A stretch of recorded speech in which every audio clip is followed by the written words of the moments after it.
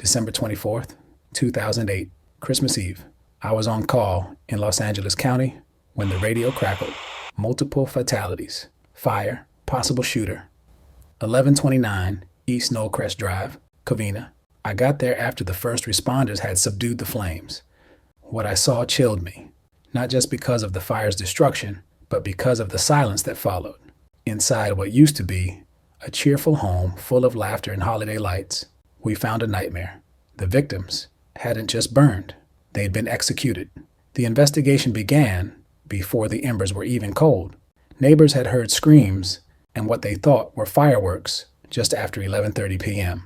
But it wasn't fireworks, it was gunfire. Witnesses claimed a man dressed as Santa Claus had approached the front door during the Ortega family's annual Christmas Eve party. The door opened. Children screamed with joy, thinking he was there to spread cheer. Instead, he opened fire. 9 people dead, several more injured. The house, torched, burned, almost to the foundation. We needed a name, a motive, and fast. One of the surviving victims, a young woman who had leapt from an upstairs window, was bleeding, but alive. She gave us the first piece of the puzzle. It was Bruce. Bruce Pardo. Bruce Jeffrey Pardo. Age 45, recently divorced, no criminal record, no mental health red flags on file. We ran his name. And what unraveled was a storm of resentment, bitterness, and obsession. Pardo had once been married to Sylvia Ortega Pardo, one of the victims. Their marriage had ended in July. The divorce had grown ugly.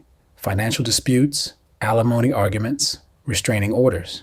But none of that explained what he did next. We traced Pardo's steps. His plan had been meticulous. He had purchased a custom-made Santa Claus suit. Inside a gift-wrap box, he carried a homemade flamethrower.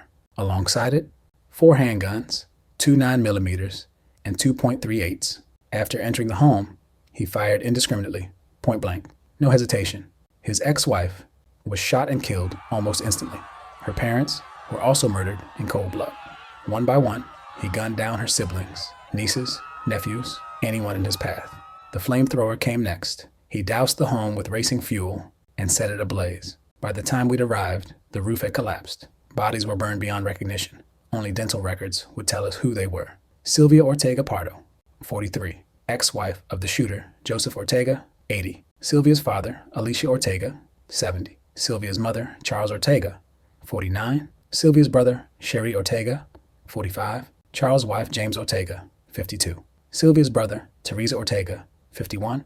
James' wife, Alicia Ortiz, 46. Sylvia's sister, Michael Ortiz, 17. Alicia's son. Our next lead came from a plane ticket.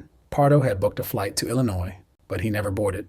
Instead, we found his body 30 miles away in his brother's home in Sylmar, California. He had taken his own life with a single gunshot to the head. Lying next to him were $17,000 in cash, melted remnants of his Santa suit, and the unused weapons he'd intended to take further. What stood out? He had severe burns, 3rd degree, on his arms, likely from the flamethrower. He hadn't expected the fire to spread that quickly. That was his mistake, and in that miscalculation, his escape plan unraveled. We searched his home, blueprints, invoices for weapons, materials used to build the flamethrower, a list of addresses, likely intended future targets, and a chilling detail, a Christmas card with a family photo that never existed. The motive? Revenge, fueled by loss of control. He had been ordered to pay his ex-wife over $10,000. His own family had begun to turn against him. He lost his job, lied about his disability, and watched his fantasy life collapse.